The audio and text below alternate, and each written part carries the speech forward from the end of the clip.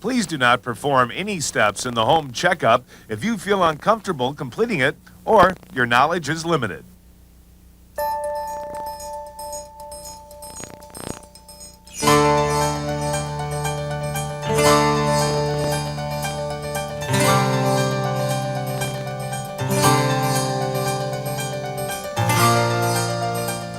The Home Preservation Process, a guide to preserving your home for the future. Everything you need to know and do to keep your home sound and safeguarded for tomorrow. I like to think of my home as a historical landmark. Of course, it's not really, but I like to imagine that some committee selected my home as an important place and then marked it for preservation. Somehow that puts my job as a homeowner in sharper focus for me. I need to do everything possible to keep my home safe for the future. To keep the house faultless, sound, to keep it in mint condition for a long life, and to protect its value. Who knows? Maybe someday it will be a historical landmark. Now I'll show you what I consider to be my most important step towards home preservation. It's the 6-month checkup, just like a regular visit to your doctor to make sure everything's in order, with simple remedies to keep you in top shape. I'll show you how to perform this step-by-step checkup of your home, what to look for, what's okay and what's not okay, so you can safeguard its condition.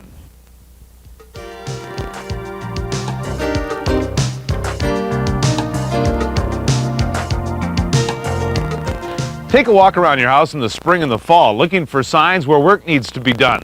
Start with sidewalks, driveways, and patios. You'll want to fix any settling or cracking that creates a trip hazard. Check the places where the concrete or asphalt comes up to the house and fill in any gaps that could let water in. Take a look at the grading. You don't want sidewalks, driveways, or patios sloping toward the house. That causes water to flow the wrong way. Water should always move away from the house. Now the same goes for your landscaping. The slope of the land should be away from the house to keep your basement dry. A proper slope is 1 inch per foot for 5 or 6 feet. It may be necessary to install window wells to get the pitch just right. Now watch out for loosely mulched flower beds against the house that trap too much moisture. Rake away the debris near the foundation and cut back plants and trees away from the house. Next, check wood for dry rot, like fences, steps, balconies, and decks. Untreated wood surfaces need paint or special chemicals regularly. Untreated porch or deck columns buried in the ground take only a year or 2 to rot. If your deck porch isn't painted or stained, you should treat it with a water sealer and make sure nails are either galvanized or aluminum. Check that railings are properly secured. You know, for child safety, it's recommended that the spaces between balusters should be no more than 2 3/8 inches. And don't forget to clean between the deck boards regularly.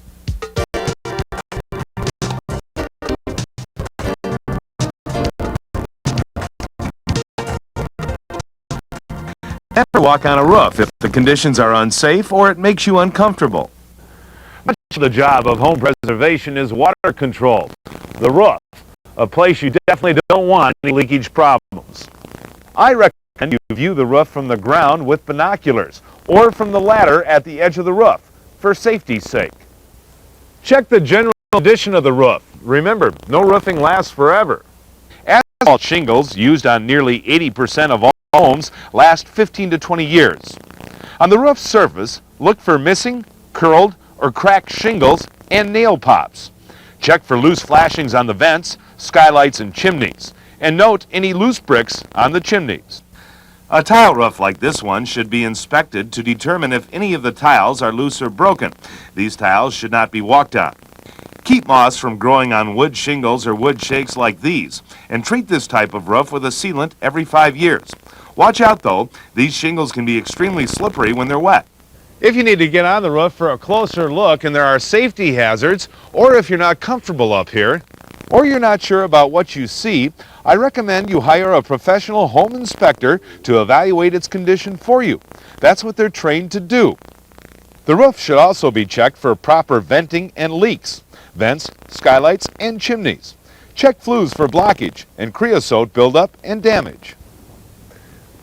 And here's another important element in water control, the gutters. Be sure to clean them at least twice a year, when trees are budding and when leaves fall. Check for leaks at the seams after rain or snowfall. These can be recaulked or welded. Don't forget the downspouts. Check that they're not loose or leaking and that the extensions are in place. Take a walk around the house and take a look at the siding. Notice any changes from the last time you inspected it. Is it time to repaint wood siding or trim? Or maybe you notice only isolated patches of blistered or peeling paint to touch up. If that is the case, here's a hint. A localized spot of blistering or peeling paint is often a clue to an underlying problem. It may be a roof leak, bad gutters, or interior moisture from a bathroom or laundry room. In that case, it does pay to investigate further and fix the problem. With brick or stone exterior, watch for and replace any loose or missing mortar. This problem can be easily remedied. Check for cracks too. Trapped moisture can cause chipping on the face of the brick or stone. The first thing you need to do is check the breather holes at the bottom of the house. If the holes are plugged up or buried, clean them out. You can also buy a product to seal out the moisture. Metal siding may be dented or scratched. Aluminum can become oxidized. Also, there are good cleaners you can buy for washing siding, and it's not a bad idea to wash it occasionally. Stucco siding will last a long time if you take care of it. Any cracks should be sealed to keep water from getting behind it. When it does, you'll notice. Look at this. Water behind this stucco caused it to break away. Pay special attention to your windows and your exterior doors. These are places where you can lose enormous energy from your home. First, check the weather stripping around the doors. That's a must. Second, remove any old, loose caulking from windows and doors and replace it, being sure you know what type of caulking you need. There are different kinds. The hardware store will be able to help. You probably already know where your worst drafts come from, so pay special attention to those doors and windows and fix the worst offenders first. And pay attention to fixing sweating windows. It means they have leaks. It's possible they have a tightly sealed window with a leaky storm or a well-sealed storm with a leaky window. Usually it's the tighter unit that will sweat. Probe window ledges and sills for dry rot. These may need to be replaced. We're almost finished now with the outside. Let's just check the electrical. First, overhead wires that are frayed, cracked, or drooping too low must be dealt with by a licensed electrician or your utility company. Some boxes that are at ground level have a grade line on them. Check that the grade is below this line to prevent moisture from entering the main panel.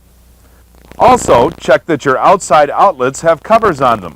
And for safety, it's recommended that each outside outlet have a ground fault circuit interrupter, a GFCI it's called. You can get them at most hardware stores. The GFCI should be tested once a month. When you push the test button, the reset button should pop out. If it doesn't, the outlet isn't working properly. This one is working. In cold weather climates, it's important that you open the exterior valve after the interior valve is closed. This will prevent pipes from freezing in winter.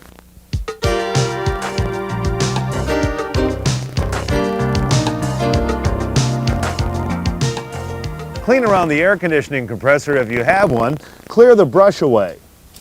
Clearance requirements vary, but generally 2 feet is considered minimal, with up to 6 feet of air discharge desirable. Preservation of heat pumps are basically the same. Frost buildup on a heat pump compressor is normal.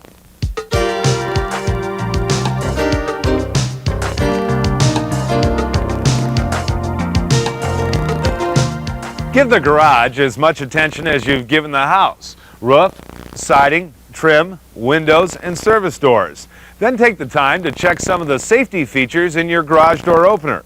It's recommended that you have a separate outlet for the opener. And operating switches should be high enough so children can't reach them. You should have a safety reverse feature too. Check it now to be sure it's working. The installation manual will explain how to test it. Garage door rollers and tracks should be kept well lubricated for proper operation. How's the paint job on the garage door? Is the weather stripping in good condition? Finally, check the garage floor for any cracks that might need fixing. Now, let's go inside.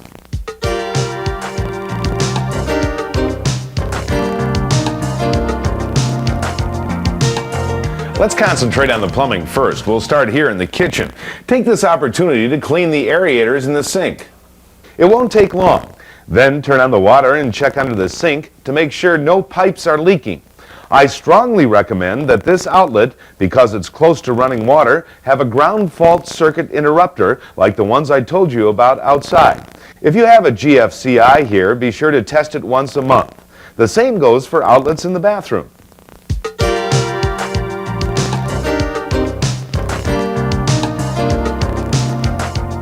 If you have GFCIs here, test them monthly.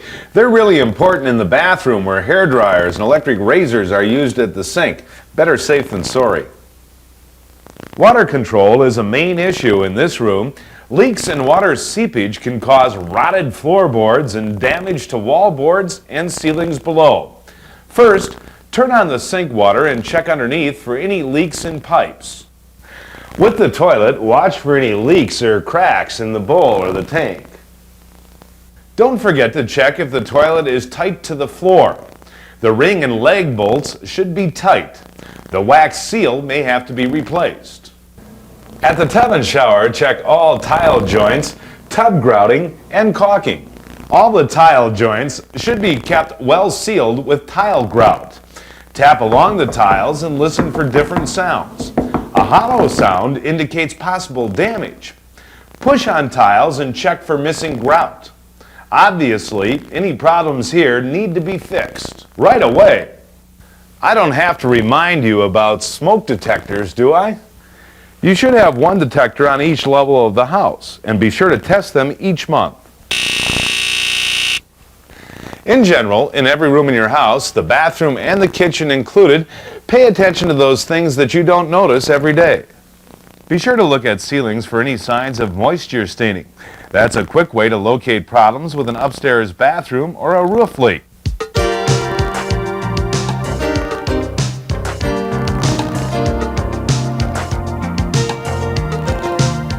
Here in the bedroom, if you've got sliding closet doors, check to see that the closet guides are in place.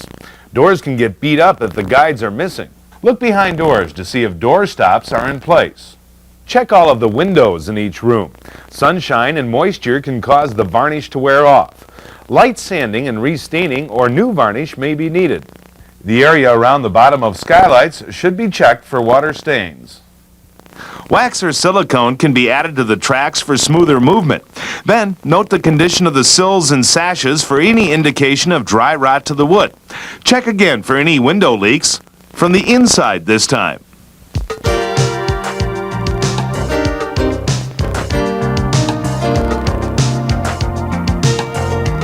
Now let's see. Does your home have special features like a fireplace? Let's take a look. The first thing to do is a visual check for missing mortar or loose fire brick. Next, operate the damper and look up into the flue to make sure there's no blockage. It's a good idea to call in a professional chimney sweep to clean and evaluate your flues. Every year or two should be enough, depending on how much you use the fireplace. Now, let's go up to the attic.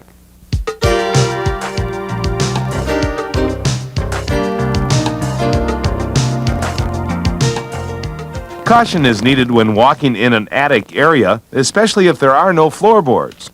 As I mentioned earlier, the main job of home preservation is water control. That's especially true in the attic. Go through and keep an eye out for any water stains on the underside of the roof, any outright leaking, any dampness and condensation. Be sure to notice these signs around the chimney. High humidity up here may be a problem, indicating a problem with the venting. Make sure all bathroom and kitchen vents are vented to the outside. In cold weather climates, take a look in the wintertime. Any buildup of ice on nail heads or excessive frost is a sign of too much humidity. Another sign of excess moisture is the sheathing turning black. It is recommended that approximately 12 inches of insulation is in the attic. Check with your local building center or hardware store for types available.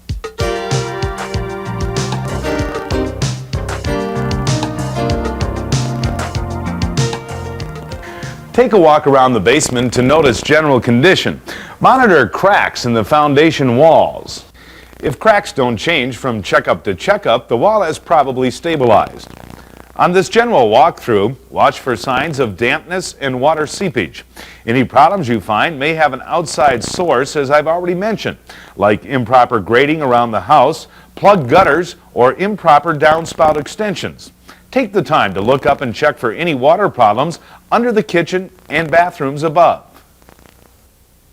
If your crawl space has a dirt or gravel floor, it's a good idea to lay a vapor barrier over it and to seal the corners to keep moisture out. And just a reminder, in cold weather climates, turn off the water from the inside and turn on the water on your outside faucets. That'll prevent freezing.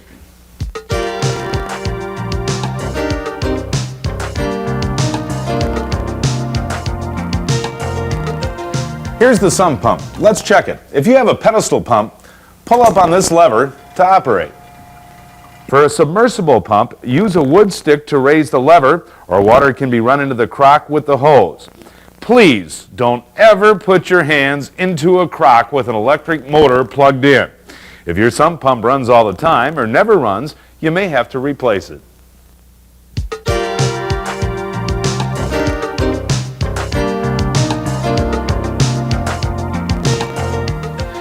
You should drain several gallons of water from your water heater several times a year, maybe once a month, depending upon your manufacturer's instructions.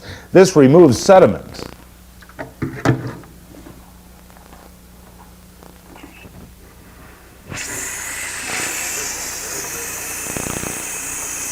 Put a bucket under the extension pipe. Be careful, the water is very hot. Now lift up the relief valve handle. If no water comes out, call your plumber to check out the water heater. A relief valve extension pipe should be approximately 4 to 6 inches from the floor. If it is missing or too short, have it corrected, as this really can be a safety concern.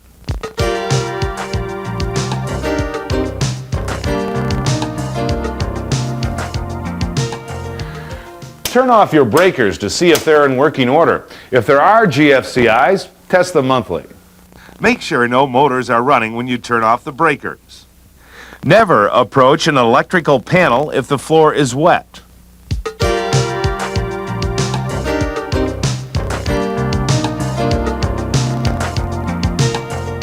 Furnace filters should be changed or cleaned every month or two. A dirty filter like this one can ruin a furnace. Remember to follow the manufacturer's instructions for cleaning or changing. For oil burners and boilers, it's recommended that a professional go over them each year. A heating contractor can show you what to do to keep your system in order. And with older gas-fired hot air furnaces, it is a good idea to have them checked by a professional each year. You don't want to have a carbon monoxide problem. Read the manufacturer's manual for servicing and cleaning the humidifier.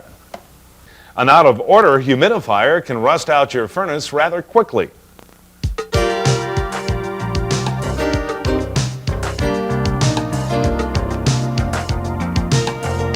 Don't turn on the air conditioner for checking if the temperature hasn't been at 60 degrees for over 24 hours and the circuit breaker hasn't been on for 24 hours.